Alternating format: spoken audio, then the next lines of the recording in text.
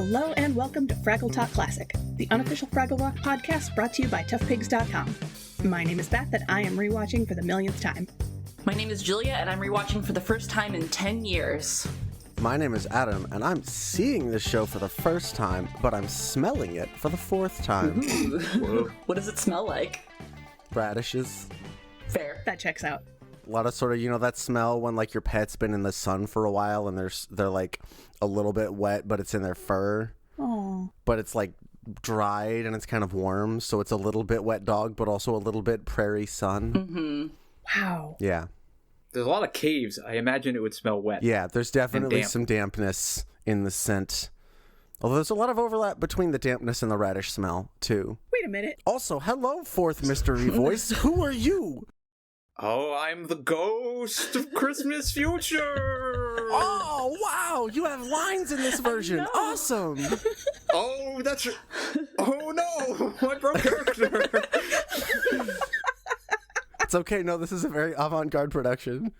Anyway, it's great to be here on Hubba Wa. Oh. Oh, I'm no good at this. Oh. Yes, you are. No, that was brilliant. Oh, thank you. Well, I suppose I should introduce myself then. Yes. I'm not the ghost of Christmas future. I am Shane Keating, a guy who does talk from toughpigs.com. Hooray! Yay! Now, I do have one very important question for you as a guest. Yeah? Have you ever been in the same room as the ghost of Christmas future? No. Then we can't prove you're not actually the ghost of Christmas future, and we're going to leave that unresolved. Please continue. Tell us about yourself. I am one of the contributors to toughpigs.com. I'm also involved. I've got my hand in many different Muppet honeypots. I am an admin on Muppet Wiki. I run a Twitter feed. Thank you. Under the Tough Pigs umbrella, one Muppetational shot, which is like one perfect shot, but for Muppet stuff.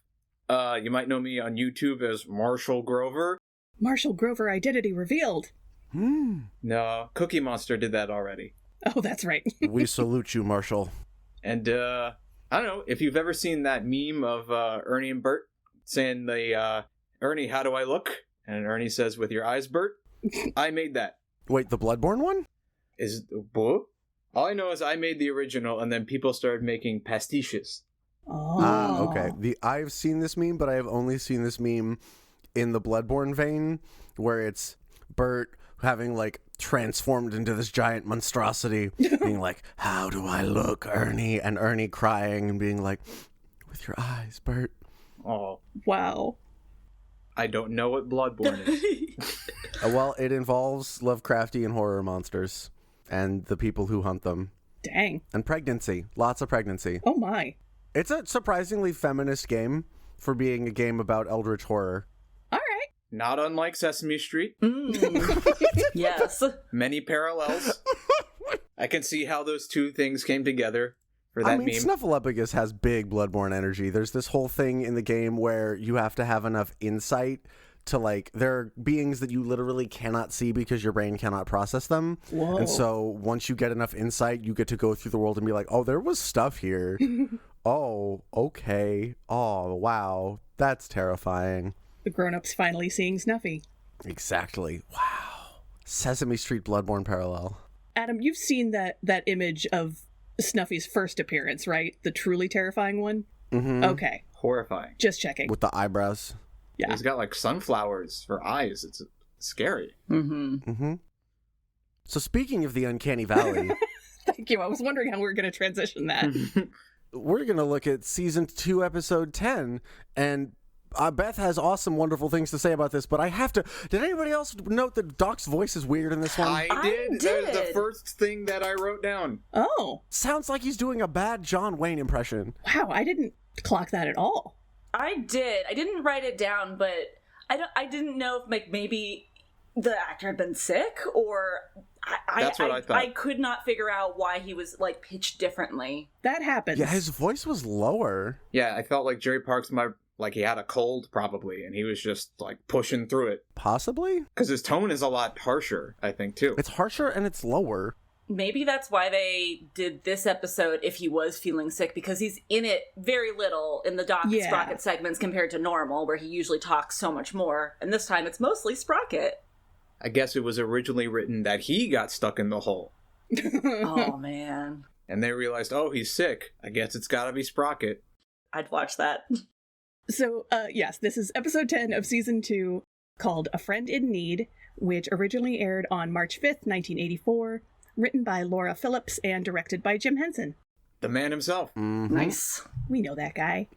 I liked this episode a lot. I have referenced and had also dogs in the background for many recordings, but I work with dogs for a living, and I love Sprocket, so when we get a Sprocket episode, it always fills me with a lot of joy, and I don't know, my heart went out to him on so many different occasions in this episode that we will get into, where I almost like cried at one point because of how bad I felt for Sprocket. Just, you know, he was having a tough time, but he's like such a great puppet, and for being a character that doesn't speak any English, he's filled with like so much personality, and you know, we get to see also more of the like crossover between worlds, which is always really interesting. Oh, yeah. Also, just like, there's so much really good puppeteering happening with Sprocket in this episode that we'll get to when we get to it. But we start off, and Doc is coming back, and he's got a bunch of finds from a shipwreck. At the bottom of a bay, right? The bay. Yeah, the bay. Which confirmed Doc lives on the coast. Those of you who are playing Where in the World is Doc, you can cross out anything that's, say, not 50 miles inland, which does cross out a lot of the area. He's not Topeka. Not Cleveland. Not Leningrad. So yeah, he finds a couple of interesting items. The first being a nameplate, presumably for the ship, that says La Gorgola. Now, I didn't think any of this at first.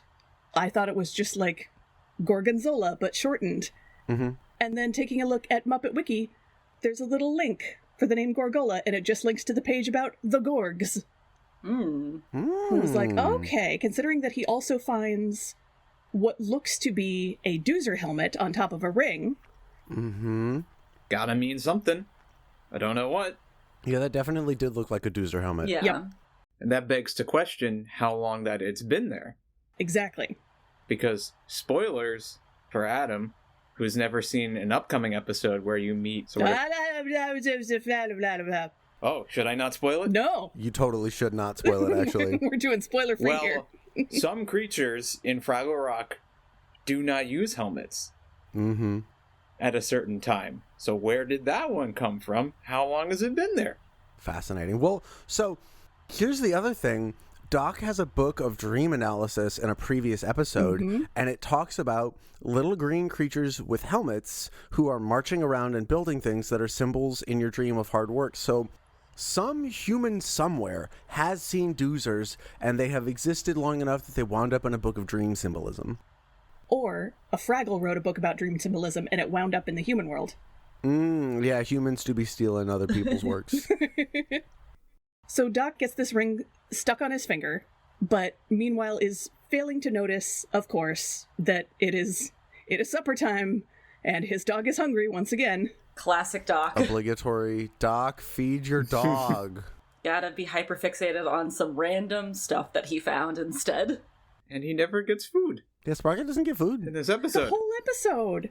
Well, I mean... He gets kind radish of. yeah, sticks. to jump ahead, But like... not food he likes. Yeah, it's not food that he enjoys eating, but at least someone tries to feed him. Yeah. But yeah, Doc runs off to go get... He realizes when the ring gets stuck on his finger that Ned Schimmelfenny has his pliers, and so he sprints off without feeding Sprocket. And then we cut to the Fraggles, who are in their, like, winter wear, which, you know, when I think of this... their hats and everything, I think of a future episode that we're going to come to. And so I was like, just delighted. I like seeing like Fraggles get to wear different things that they normally wear. But they're kind of doing the equivalent of ice skating, but with greaseberry leaves. They're skating around Fraggle Rock. And it's fun. See, I was going to say almost like snowboarding. Well, Yeah. okay, yeah, that's true. When we first see them, it's like they're in an ice skating rink, but then we get to Gobo, who is trying to like do the longest slide, and that seemed like a snowboarding, skateboarding situation. Yeah. Yeah. See, what I want to point out here is like there's such fantastic puppet work happening. Because they clearly have several rigid puppet bodies that they're just sort of swooping around underneath on the set. There's also, and it took me so long to figure this out, because they have Gobo talk while he's sliding. Mm-hmm. He talks while he's doing stunts. And I think the best thing that I could figure out is that they're doing this by having him talk in front of a green screen and then green screening his puppet over the background and just kind of moving his outline around to make it look like he's doing these stunts for just those shots. That's exactly what's happening. It's like a really smooth blend of a bunch of different techniques of these, and they're fantastic. Mm-hmm. I also just want to give a call out to the one Fraggle just sitting in the background with just a very concerned and disappointed look on their head as they just kind of swivel and follow the ruckus. I love them, and I think Boober could have a friend. Oh, I didn't notice them. I noticed the one Fraggle who had their cap over their whole face almost. Mm-hmm. Yeah. This scene, I was like, oh, I want to play. This looks like so much fun. And then I thought about all of the human world equivalents and went, I don't do any of those things. No, thank you. And then Boober's line, Moki's talking about, oh, the first, greaseberry leaf harvest of the season, the first slide. And Boober's like, the first broken bone. I was like, oh, there he is. Yep, there's my guy. And then he immediately gets hit by Red. Mm-hmm. So he's in the right. Which, another great puppetry shot of Red sliding in upside down. Yup, fantastic. Also, Gobo has a hat, and it is a good hat. Let us give thanks for Gobo's good hat. Fraggle Winterwear It's an important plot point. Mm-hmm. It is in this one, yeah. I also liked Red's hat accommodating both of her braid pigtails, going through both of the holes. Yes. Yeah, it's terrific. Also, just love that we got stunts. If you think about what you're going to get from a puppet show, rad stunts, not on that list. And yet here we are. It's from the 80s. Man, the 80s were rad. That's fair, yeah. Totally tubular. Do you think Evil Knievel was lawful Evil Knievel or chaotic Evil Knievel? Or neutral Evil Knievel? Stupid My evil? first instinct says chaotic, but then it probably takes a lot of work to line up all those stunts. Right? I don't know, maybe he's the chaotic one being like, I want to do this insane thing, and then his assistant has to be like, okay, I guess I'll somehow make that happen. Possibly. I like stupid evil. Anyway, so Gobo does the thing, and then he gets an awesome song. Mm-hmm. Just a great song. I knew I was good. Yeah, this song got another really good cover in season 2 of Back to the Rock. Mm-hmm. By Red. Both equally cocky characters. Right, yes.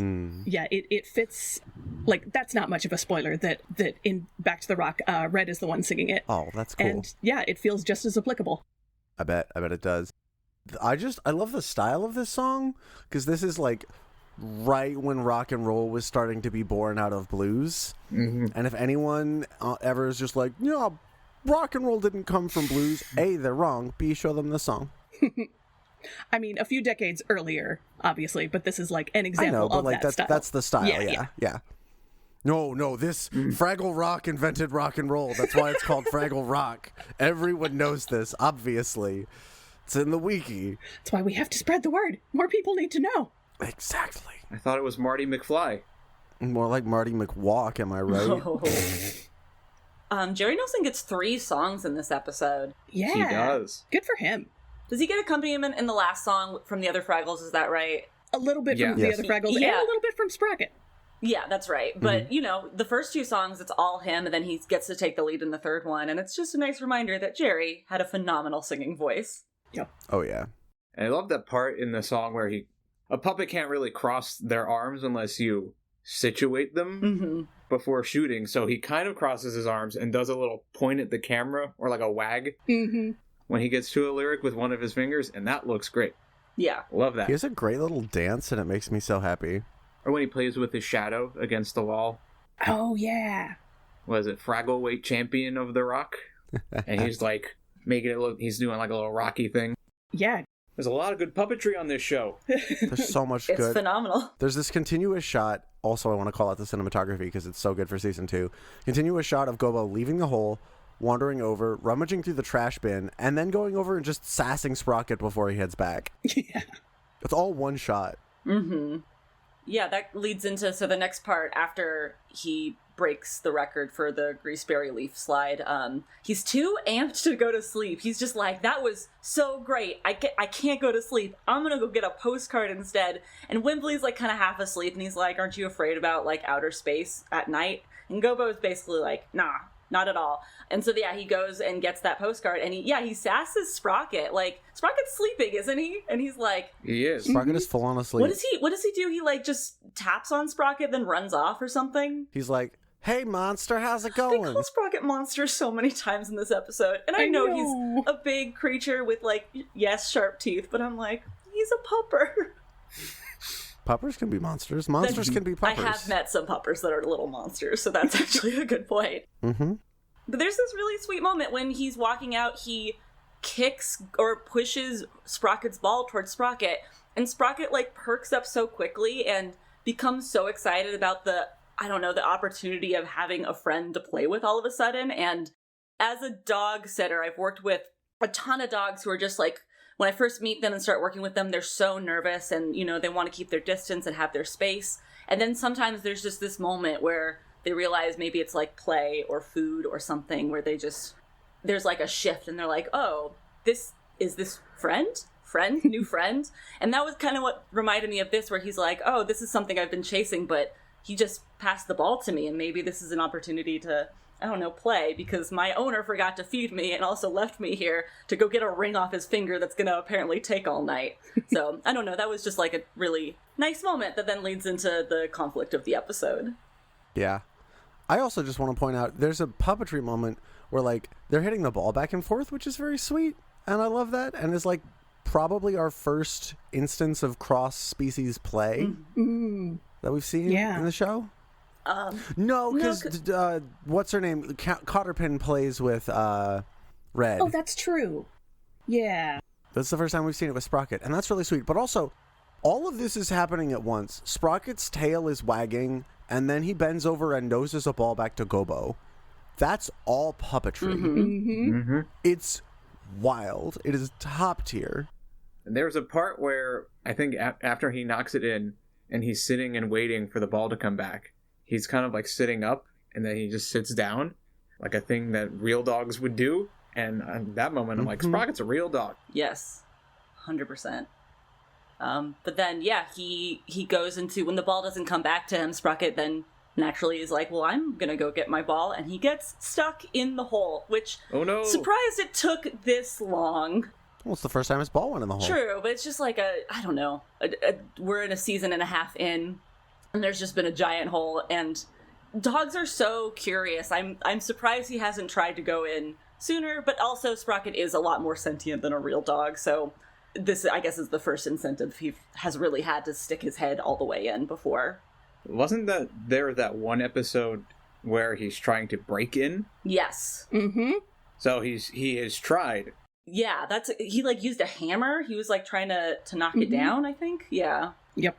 And then he got conked on the head, so I guess he just forgot. Go. That is how cartoon physics works, yeah. Mm-hmm. So Doc comes back, and literally he walks in the door and is like, Sprocket, Schimmelfinny wanted to cut the ring off, and I don't want to cut the ring off, so I'm going to the hospital instead. I'll be out late. Bye. Still hasn't fed his dog. Or noticed that he's stuck. Mm-hmm. Or even noticed that he's stuck. Doc, don't have pets. He comes in, says this, turns the light off, and leaves. Doesn't, like, go and poke his head around to see his friend. Just takes off, and it's like, okay, my dude, cool. What a great move as a dog owner. But the nice thing about Gobo is that almost right away, he is thinking about Sprocket's behalf. Like, once he realizes, oh, you're really stuck, huh? His very next thought is, he'll probably starve if he doesn't get out of there. And yeah, finally someone thinking about Sprocket's stomach besides Sprocket. I also just love that there's this giant toothy monster that's chased him, and his first thought is still, oh man, this thing could die. Mm-hmm. Like, that's how you save the world. It's got big Adventure Time energy, honestly. Yeah. Because the monster's not, oh, I gotta kill that. It's like, oh, you're big and scary. How's it going? You want a grapefruit? Do you like grapefruit? So Gobo runs back to the cave that he shares with Wembley, looking for something to eat. Mm-hmm. And This is a tiny little moment. He's tossing around things, like digging through baskets and whatnot, looking for something to eat, and he tosses aside some little scrap of cloth that lands right on the edge of that fire pit. Oh. I was like, oh dang, that could have gone very badly. I mean, it's not like the cave can burn down. It's not made out of wood. That's true. Caves aren't the most flammable environments, luckily. Yeah, you gotta try really hard to burn down a cave. It's not like a beginner level job.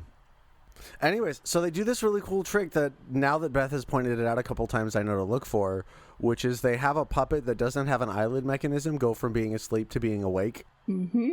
Oh, then the puppet's head is just angled out of the way. You know, like sometimes people do when they're sleeping. Especially, apparently, Wembley, who, when he has a little bit of dialogue with Gobo, he's clearly only half awake. And then when he goes back to sleep, it's like he's a cat. You know when cats like twist their spines so their front half and their back half are facing opposite directions? Mm-hmm. Yeah, that is I love it when they do how that. Wembley has gone back to sleep. Like, good for you, man. Same, dude. I mean, again, Wembley confirmed bisexual. I wrote that down too. So then Gobo comes back to Sprocket and is like, I'm going to read you the postcard from our traveling Matt. Well, first he tries to feed him a doozer stick. That's fair. He tries to feed him. Right. Okay, I got these in the wrong order then. He approaches Sprocket really calmly. And did anybody else get really big Nausicaa of the Valley of the Wind vibes? It's been so long since I've seen that movie. It's been too long since I've seen it, but I remember loving that one. I've never seen it. It's a good Is one. that one of those Studio Ghibli movies? It's one of those It Studio is. Ghibli. Yeah, it's one of them Studio Ghibli movies with the Totoros and the Spirited Aways and the... Yeah. It's more in the Spirited Away Princess Mononoke. Princess a little Mononoke bit. vibes rather than Totoro vibes. But yeah. Yeah, no, there's some peril in that one. It's got like big bugs that are trying to eat you. But then there's the girl who's like, the bugs ain't too bad, actually. They're kind of cool. I only started watching most of them like this year. Oh, wow. That's So- a fun journey for you. I guess I gotta get to that one. I love this for you. You have such beauty and joy ahead of you in life. Mm-hmm. Oh, thank you. Which ones have you seen? Howl's Moving Castle at least. Yes. A good one, a classic. Totoro. Mm-hmm. I think all the like the big ones. Mm-hmm. Kiki's Delivery Service, Spirited Away. Yeah. Even the Cat's Return. Oh, wow. I still haven't seen that one. That's all right. But then there's just a few others that have slipped through that I gotta get. Or Grave of the Fireflies, I don't think I'll ever watch because I know that's gonna hurt me. Ooh. Yeah, I've been warned against that one. I just rewatched that one on IMAX a few months ago here in Portland, and I was bawling like a baby. Yeah, I'm saving that one for when I really need to just like cry. It'll break your heart several times. Yeah. Good. Don't think I'll get to that. If you enjoyed The Cat Returns, there's also one of his much less known movies about the girl who wrote the story The Cat Returns. That one's so weird. A Whisper of the Heart? I love that movie. That I one's watched amazing. that one first, of course. Oh, okay. Excellent. Before That one's my one. favorite. Not first in the list, but like before Gotcha. The Cat Returns. Okay. Yeah, that's my favorite one. Except for the last 30 seconds. We just pretend that didn't happen. Isn't it just like the shot of like a sidewalk and just people's legs going by? There's this really nice moment where she reconnects with the guy who was like her artistic inspiration, and then they like twist it into a crush, and they're like, oh, and also we're gonna get married when we grow up. Yeah, Oh, It's like right. that. Okay. Where did this energy come from? We didn't need this. dang it. No, this was a beautiful movie about two young people who were like getting close to each other and respecting each other's creativity and artistic expression, and you just made it like it would be like if at the end of Mad Max Fury Road, Mad Max and Furiosa kissed. Like that, no, that does not belong here. That does Go not away, belong here. heteronormativity. Go back in your box. You're the one who made the box heteronormativity. You should stay there. Yeah, I genuinely believe that movie is about like showing people that all the beauty that you can see in the fantasy versions of the Studio Ghibli films can be found in the regular versions. You just need to like look at it. Like there's a scene where she and him are talking on a sidewalk and it's night, and a car goes by and you just get to see the headlights just like wash over them in this beautiful little moment. And they didn't have to put that in the movie, but they did. Reminds me of Fraggle Rock. Speaking of things that they didn't have to put in there, but they did, Gobo's hat falls off and we get to see Sprocket cuddle it after Gobo leaves as a way of like reassuring himself and feeling sad. Yeah. I missed that the first time I watched it for this. Mm-hmm. And then when they see that Sprocket has Gobo's hat, I'm like, wait a minute. When did he get that hat? Yeah. Plot point. Mm-hmm. And the way it comes off, it almost feels like it was like an accident. Mm-hmm. Yeah. And they just kind of ran with it. Yeah, so first Gobo tries, reading the postcard to take Sprocket's mind off things.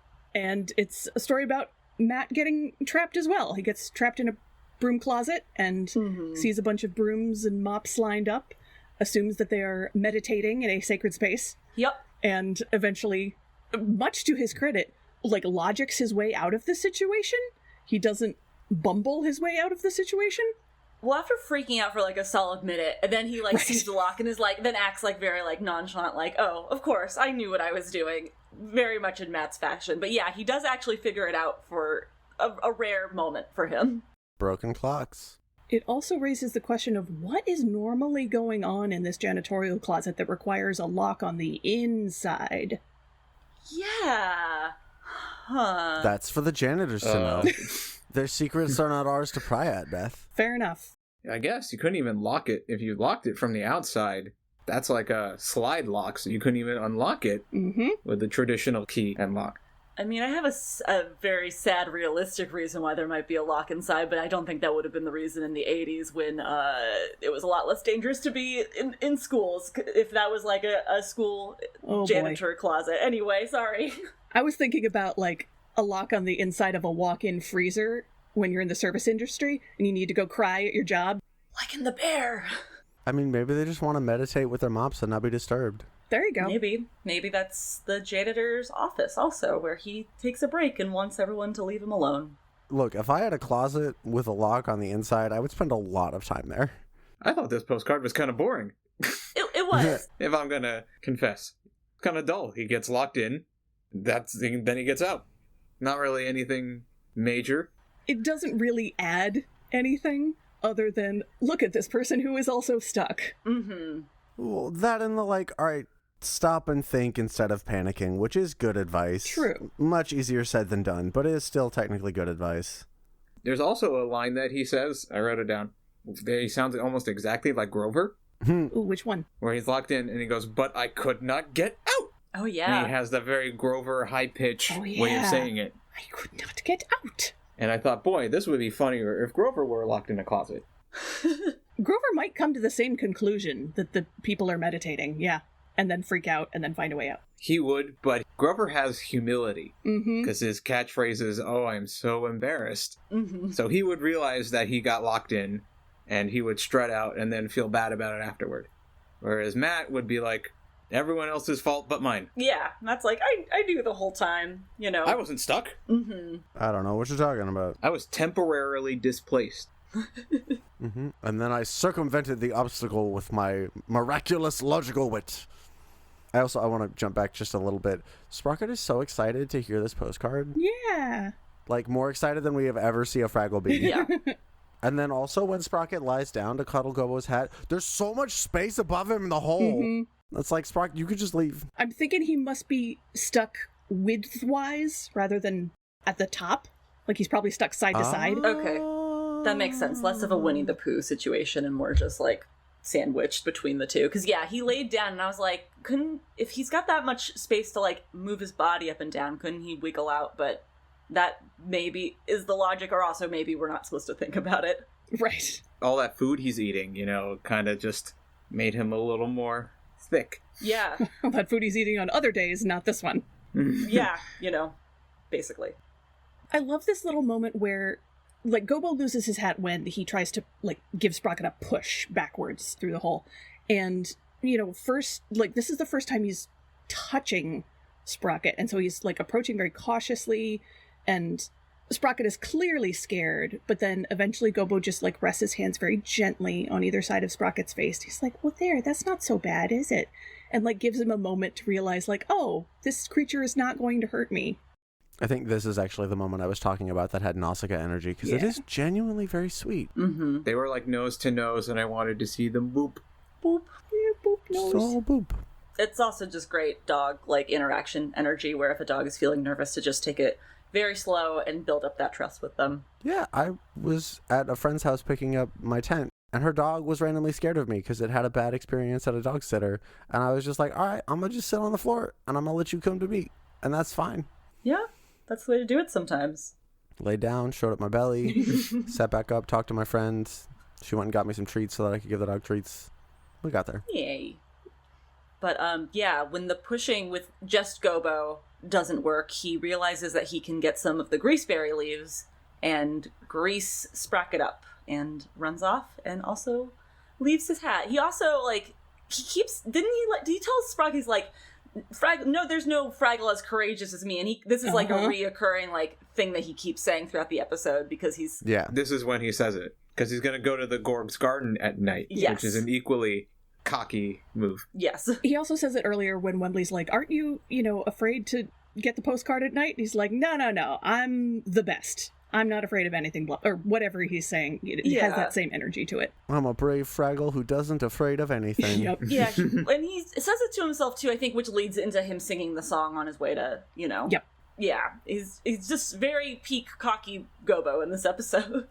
And I have to guess that the leaves they were using already, once you're sliding around on them, they like lose their grease and their slipperiness. Presumably. Otherwise, why would he have to go get new ones?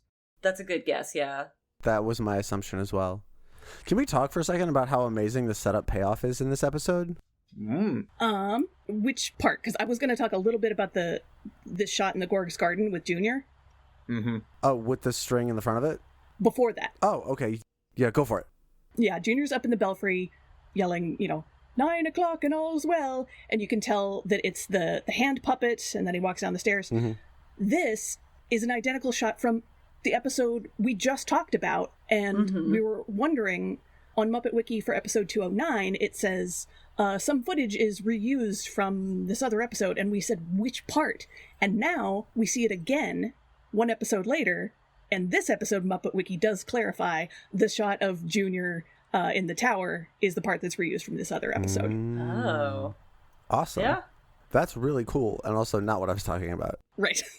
I was talking about the Chekhov's gun level stuff of like, hey, we know that we're going to need A, something slippery, and B, a reason for Gobo to need to go out into the Gorg's garden. So let's have there be a greaseberry thing. And it's not just like, oh, this thing exists. It's, no, this is the like crucial part of this seasonal festival thing that they have, where they all pick these leaves and go have a really good time. And there's stunts. And that is how you incorporate a plot element into your plot. Mm-hmm.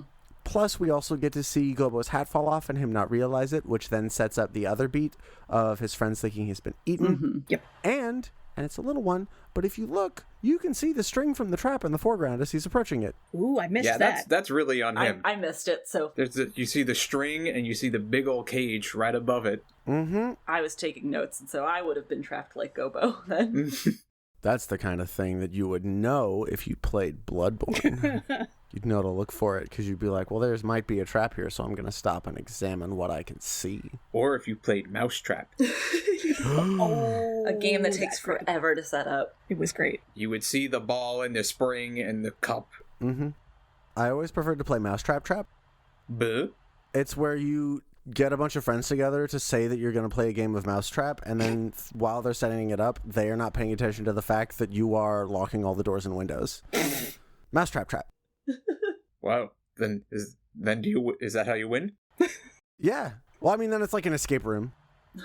Oh. Just a surprise escape room for your friends who think they're just going to play Mousetrap. Exactly.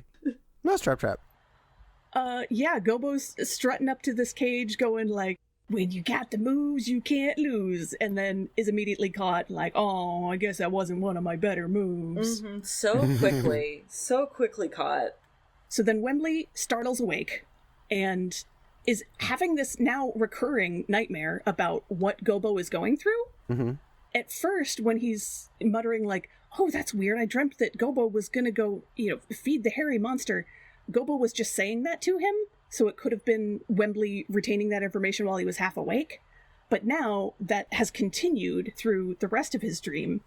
Wembley is seeing Gobo in the jaws of the hairy monster, and he looks down, he sees that Gobo's not there, so he runs to get his friends, and we get to see Fraggle pajamas!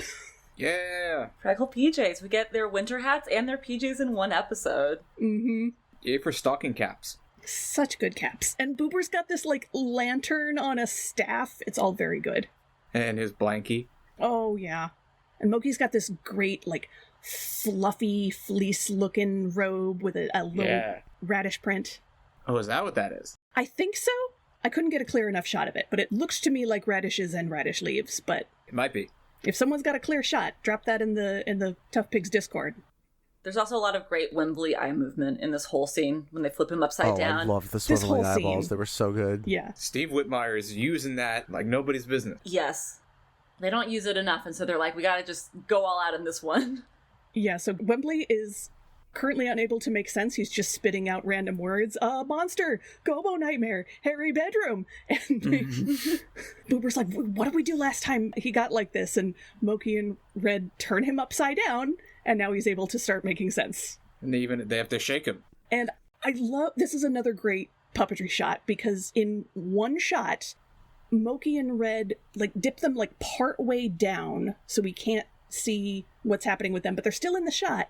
And then they whisk the Wembley puppet away, and then when they bring Moki and Red back up, their hands are attached to Wembley's legs now that Wembley is upside down. All of that in one shot. Mm-hmm.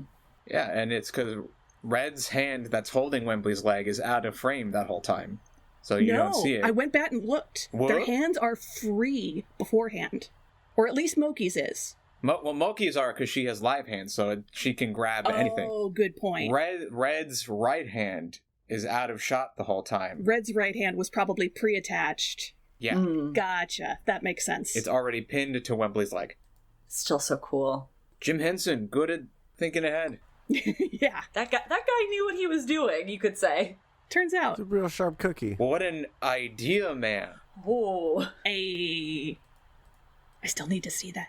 Oh, it made me cry. I'm just glad nobody noticed that I said sharp cookie. Sharp cookie? Yeah, I said he was a real sharp cookie. Oh, Cookies aren't sharp. That's not how that works. That's not how any of this works. that sounds unpleasant. Right? Chocolate chips have like the tip. Those are sharp. Oh, those chocolate chunks. Or Yeah. sharp taste? Everything's chocolate chunk these days. What's up with that? The geometry is better. More chocolate. Chunk is too big. A chip is perfectly sized for a cookie. Cool. Follow-up question for Shane. How does it feel to be so wrong? I don't think I'm wrong.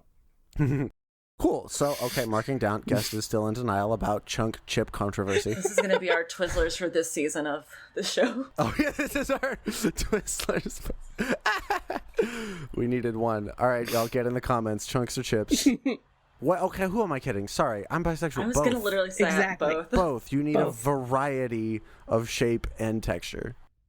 That's okay. I would prefer chocolate chips.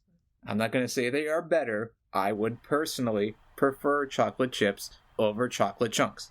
Oh, but if you're like reasonable and calm, then we don't get to stir the controversy pot and get those hot views. Listens. Views. I don't know. How do people consume podcasts? I'll write it in all caps on X and see There what you kind go. of response it gets. Thanks, friend. I really appreciate your commitment to our marketing. Anyways, so we cut back and we get the slow, just bluesy reprise of this song, and it's just, A, it's a great song, and B, it's just such a nice reminder that the music people on the show pay genuine attention to the history and development of the genres that they use. So that they could do this. You could get the like really rock and roll blues, and then you could pull back and have a reprise that is just, it's almost like a slow drag blues. Yeah. It's very good. Is it a reprise? 'Cause I think it's I an think it's a entirely separate different song. Yeah, that's what I thought too. I mean, or a continuation. The melody is similar, but don't quote me on that. I think that they're different. I mean, I love all the songs in Fraggle Rock, but I'll admit that, like, usually when a song is playing, I'm like, I like this, or like, oh, this is okay, and y'all usually have the more notes on the songs, but yeah, I thought it was a different one. It entirely might be. Anyways. Then something happens. Then something happens. Gobo starts crying.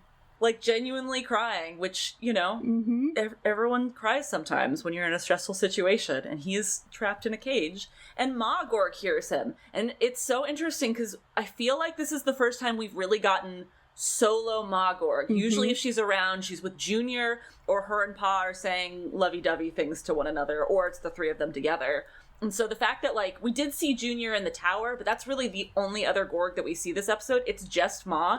I love, like, she usually doesn't get any spotlight whatsoever. So it's just, like, a cool thing that I forgot was going to happen in this episode. Yeah. And she gets some character growth, because up until now, her entire attitude towards Fraggles has been, eek, a Fraggle! Hike up your skirts and run away. And she does do that. Yes, a little bit.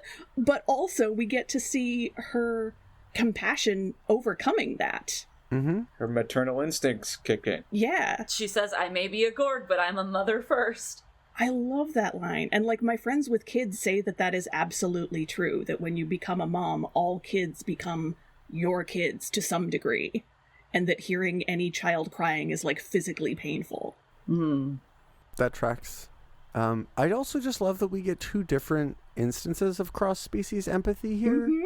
Oh. And it's the same thing. It's, oh, this thing is stuck and doesn't want to be and is unhappy. Oh, yeah. I'm gonna help. Yep. And it reminds me of the study they did with mice and rats about just like, what happens if a mouse sees another mouse in a trap? And most mice and rats, if they see another mouse and rat in a trap, will try to help it get out. Even if there's no food in the trap and there's no benefit. They're like, it is an intrinsic thing within rodents to be like, hey, you're stuck and you shouldn't be. Let me help out. I love that. It makes me happy. So if Philo saw Gunge in a trap, he would try to help him out. I mean, Philo would probably laugh and then help him out. Yeah. Let them Yeah, help. that tracks. Or get in there with him. Yeah. Hey, that looks comfortable. Let me get in here. No, don't. Oh, wow, you're right. This does suck. I told you. That's a pretty good impression. Thank you. So yeah, the rest of the Fraggles rush up to the tunnel to outer space, going after Gobo, and all they see is Sprocket gently chewing on Gobo's hat. Mm-hmm. And naturally, they assume the worst, because Wembley has had this nightmare about Gobo being eaten by the hairy monster, and now there's just Gobo's hat. Of course he got eaten by the hairy monster. Mm-hmm. And then Wembley punches Sprocket in the face. And then Wembley punches Sprocket in the face. Several times. I know that they think that he ate Gobo, and so, like, rage and, like, that kind of reaction, you know, you react in ways in grief that you maybe normally wouldn't act, but, like, with it being Fraggle Rock, the kids show, and then also just, I don't know, it was unexpected, and I was like, please don't punch Sprocket in the face. I mean, Wembley probably doesn't have a lot of strength as a Fraggle versus a big dog. Oh, sure. But still. Yeah, Sprocket isn't reacting at all. Probably like being hit like by like a pool noodle. That's true, and maybe that was really intentional, where they're like, we're gonna have Sprocket not react, so if kids are watching this, they'll be like, oh, Sprocket's fine, he's not, like, hurt or anything. It's still alarming, though. I also appreciate that Wembley, when they're, like, praising him for it, twice in the episode, that he faints when he realizes, like, I did what? I punched a monster? Oh my gosh, and he faints from the thought of doing that. And so that means that in this moment, he is not... This is not a conscious choice for him. He is acting out of pure rage-filled grief. Which happens sometimes.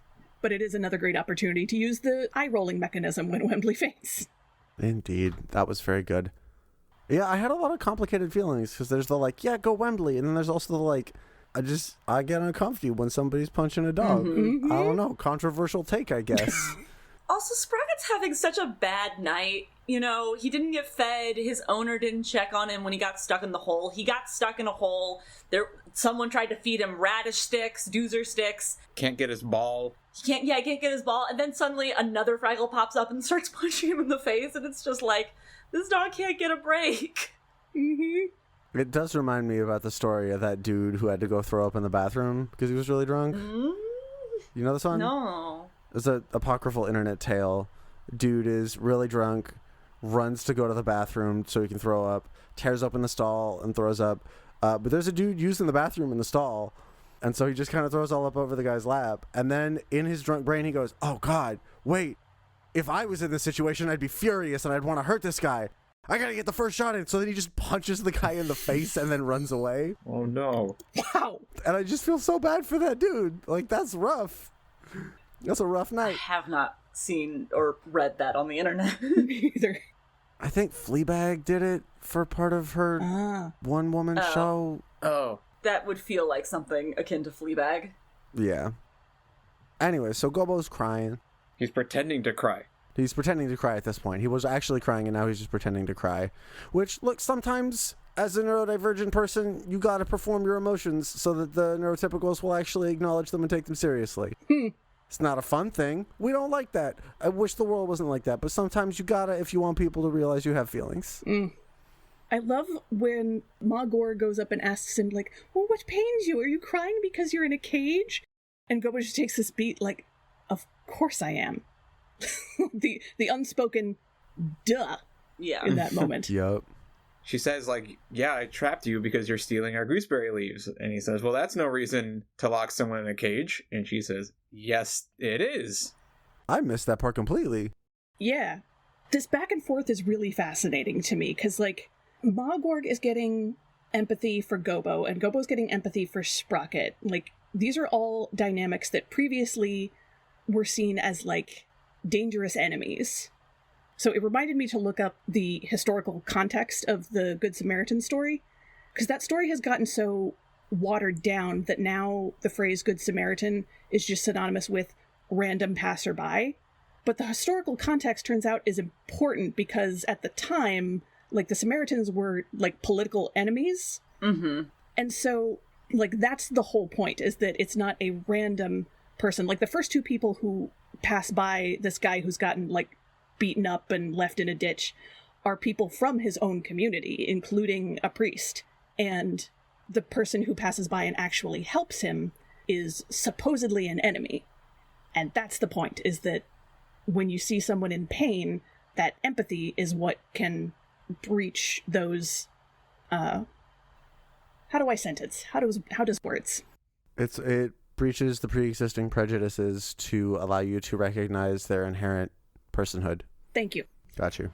Beth, I remember that context for that story because of a little thing called VeggieTales. Hey! VeggieTales did that? They did it in one of the earlier VeggieTale, I was going to say episodes, films. It was one of the ones where they did a couple stories. Mm. There was, like, people who wore pots on their heads, or vegetables that wore pots on their heads, and ones that wore shoes on their heads, and they hated each other and would fling, I think, pots and shoes at one another. And then the story follows, as you said. But VeggieTales, that's my childhood. Aw, good for them. Mm-hmm. Why does Ma get the Gorg butter? Is it to grease the door open? No, because Gobo tells her, well, I need it to help someone get unstuck.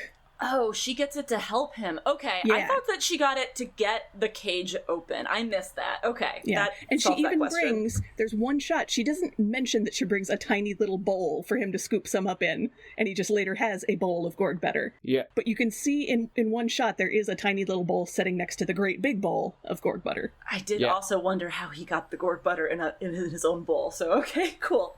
I hadn't seen this in a long while, and when she brought out that, like, big tray of Gorg butter, I'm like, wait a minute, how the heck is he going to get that whole thing over to Sprocket? And then it cuts to the shot where you see, like, kind of like the top of an acorn, like that sort of bowl type of thing sitting next to it, and I went, oh, okay, he's going to put it in that. So he goes back with the Gorg butter and he meets his friends and he's like, I'm not dead. And they're like, you're not dead. And he's like, duh. But they're like, what do you have there? And he's like, I've got Gorg butter. And props to Boober. Boober just immediately just grabs a little finger taste of it and goes, it's good. Too salty, though. Mm-hmm. And then we get one of my favorite little Boober moments in the whole episode where Gobo's just like, I'm going to use it to help the monster. You wait here. And Boober goes, no problem. Yeah. Boober's funny. Boober's great. a fan favorite here. Constantly funniest guy on the show. Mm-hmm. There is a moment where, Gobo goes up to Sprocket to, like, want to start greasing him up, and he tells Sprocket, don't be mad at my friends. And I'm like, you got punched in the face by them. Why wouldn't Sprocket be mad at your friends, dude? Yeah. But then they sing a song and grease up a dog and push him out of a hole, basically. They butter up a dog. Butter up a dog, excuse me. I like that throughout the course of the song, like, first he just, like, sings a full, verse and chorus just about how, like, hey, I'm here for you. And then he starts, like, he gets, like, a couple handfuls of the Gorg butter and brings it over and lets Sprocket sniff it first. Mm-hmm. And then Sprocket nods. And then Gobo starts applying it. Like, yes, good consent practices. Way to go, Gobo. And then Sprocket starts woofing along. He does. I love that. He also, there's a little shot where they cut to his little dog butt and he's doing a little dance. His little dancing booty is so good. It's a little dancing dog booty. We should, of course, shout out that Sprocket is his main puppeteer is Steve Whitmire, performs the head and left hand. Karen Prell does the right hand and tail. That's awesome. But yeah, so they all push really hard, and not only does Sprocket make it out and get unstuck, but we get an absolutely new version of yeeting a puppet. We get the 360 butter dog Sprocket yeet, and it's glorious. It's incredible. And I truly don't know how they did it. Like, supposedly there's some invisible wires being yoinked, but... I think it was green screened again. Really? Oh, because he interacts with the dog bed. Yeah, you can see him land in, like, half in the basket. That's wild. Yeah, I have no idea. I'm looking at it. I think there must be some kind of, like, string that they kind of, like, attach to the head, and they just yank it so that he can flip. That's my guess. Because they couldn't throw it, I don't think. Because you would probably see hands Yeah. pushing it out of the hole. Yeah, no, you can see the entire puppet, the whole shot. So then Doc comes home, goes to pet Sprocket, gets butter on his hand, and uses it to slide the ring off. And we get one of just like a delightful little last beat where he takes a little taste of it and goes, "Oh, that's some nice butter. Not salty enough, though." And just like classic Americans. Beth, if the only thing that you tell me about the international versions are at the end, all the Doc versions are like, "Oh, that's too salty," I will be not surprised. We'll get there. I also question why Doc would. He pets Sprocket, sees that there's a strange goo off of his dog, and then decides to taste it. A strange purple goo, Yeah. which most purple things aren't edible, or at least not in the 80s. He's a man of science. Oh, good point. I was gonna say, yeah. My dog came out of this hole covered in a strange substance. Maybe it's good for me. Gotta experience it with all 5 senses. My dog came out of this hole covered in a strange substance. It's one of my favorite anime. He doesn't even know that Sprocket was stuck in the hole, because Sprocket's in, like, halfway in the basket when he comes back. You know, he's just like, my dog is covered in a substance, and I think he even has a line of, like, Sprocket, what have you been up to, or something like that. Mm-hmm. So not even the context of the hole. But that does help get the little doozer helmet ring off. Slides right off. Meanwhile, did anyone else notice that, well, a Doc is like, yay, I got the ring off. Sprocket starts to pantomime tell the story of his day. No. I did not clock that. I missed that completely. That's adorable. It's adorable. And I was like, even if Doc's not paying attention, Sprocket's still gonna tell him everything. Mm-hmm. I do enjoy the fact that, so as the Fraggles are walking back, and Moki's like, oh, it's always nice to make a new friend, and Kopo's like, oh, come on, you can't make friends with a monster. And I was like, what? After all of that, you think you and Sprocket aren't friends? But then he sees the ball and gives it back to Sprocket, and I was like, okay. I did like that a lot. Mm-hmm. But yeah, taking a look at the international versions. Yes, please. According to Muppet Wiki, in the UK version, similar to Doc, the captain gets his finger caught in a ring while Sprocket is stuck in the hole between the lighthouse and Fraggle Rock. Uncle Traveling Matt participates in a great race, in reality, a department store clothing sale. See, that's much funnier than getting stuck in a broom closet. In the German version, Doc gets the doozer ring stuck on his left hand while the Canadian version was on his right. At the end, when Doc finally gets the ring off his finger and notices that the grease smells good but needs some salt, he picks up a salt shaker and shakes some on his hand before tasting the grease again. Which version was that again? The German version? That is the German version. That tracks. Like he's about to take a tequila shot? Isn't he a cook in that one, or is that the French one? The French one, he's a cook. I forget what he is in the German version. Just an old guy. Just an old guy. Let's see. More notes on the UK version. As Sprocket gets stuck, the captain goes to the store shed outside because he can't find the grease anywhere. In Uncle Matt's postcard, he recounts competing in a silly creature race, actually a sale, at Selfridge's store. At the end of the race, the silly creatures get to pick their own prices. As the customers make a grab for clothing in bins, Matt manages to lose his clothing and runs out wearing only his hat, which he almost loses too. When the Fraggles finally manage to get Sprocket unstuck, instead of flying out with a salto, he slides on the floor of the lighthouse because he's all greased up. Resolution with the captain is the same as the Canadian version. Okay. Cool. It must be so much harder for these international versions where there's so much bleed over between Doc and Sprocket and the Fraggles. Mm-hmm. It makes me wonder if Back to the Rock is also being shown in other countries. Like, presumably it's easier to do that nowadays, but It's all dubbed now. that's what I'm thinking, is that they didn't record new Doc and Sprocket segments, right? No. Okay. Because I think Apple TV Plus, I think one of like the big things about it is that it is available all over the world. Mm, So they have it dubbed in like almost every conceivable language. that's cool. I think. Don't quote me on that. Unless I'm right, in which case, do quote me on that. Great. Just means Lily Cooper gets to be the face on for every nationality gets to see Lily, which is great because I love her so much. Shall we talk about how to make the world a little fragglier? Maybe. Sure, show. We're gonna. That might be the best response we've gotten to that question. I'm just here to follow your rules. You can say whatever you want, and I'll just assume that that's how it always goes. We should put butter on things more. That's an excellent way to That's make a the world great one. fragglier. Yes. Put it on everyone and everything. Mm-hmm. Butter it all. Butter your friends. Butter your friends. Butter your neighbors. Butter your neighbors. Butter your dogs. Butter your dog. Butter dog. Butter your butter. Well, now hold on. Let's not get carried away. That thing that you think is a monster might just be a person. Oh. I'll say believing in yourself and having a lot of courage is great, but maybe assess the situation you're in and at the least bring a friend with you if you're going to go into a maybe kind of sketchy, dangerous situation in the middle of the night, especially. Friends are great. Buddy system. Buddy system's really good.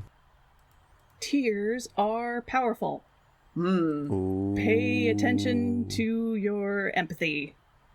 I'm going to stick with that butter thing. Yeah. Also the butter I thing. definitely think the butter thing is really good. I'm going to stick with it. I see no downsides. Ah, you're gonna stick with it. Oh, that's good.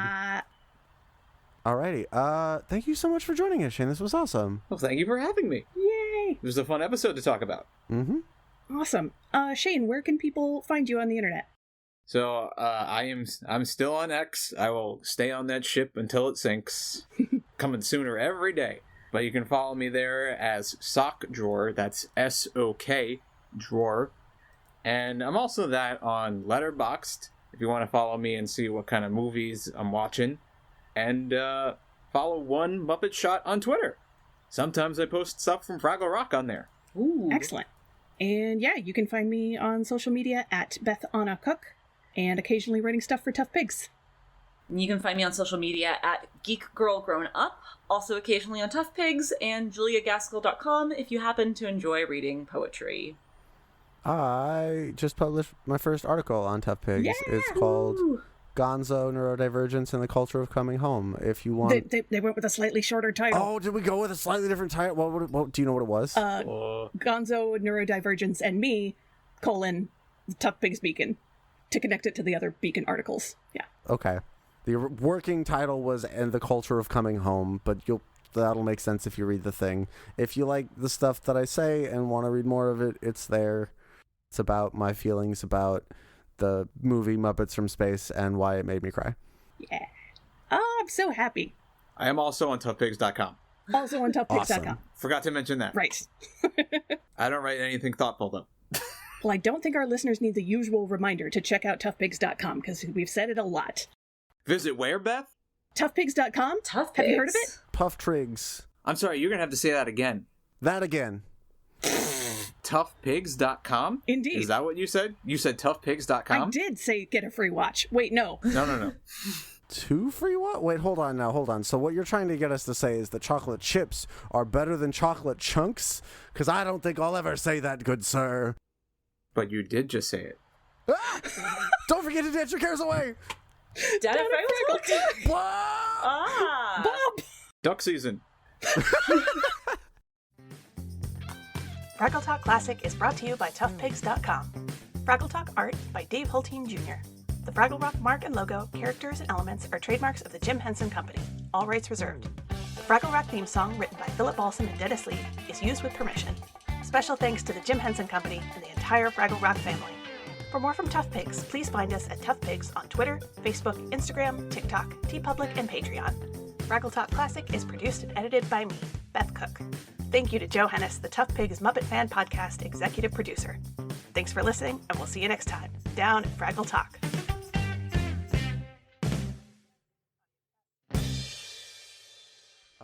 That thing that you think is a monster might just be a person. Oh. And probably a person in pain. I have known very few people who were not in some kind of pain. Right? And honestly, they scared the crap out of me. what's that thing? You don't know everybody's traumas or problems Mm-hmm. because they're all internalized. Yeah, and also our society has not yet produced an untraumatized person. Oof. Well, now that's going to sit with me. Yep. Butter your friends. Everyone's traumatized.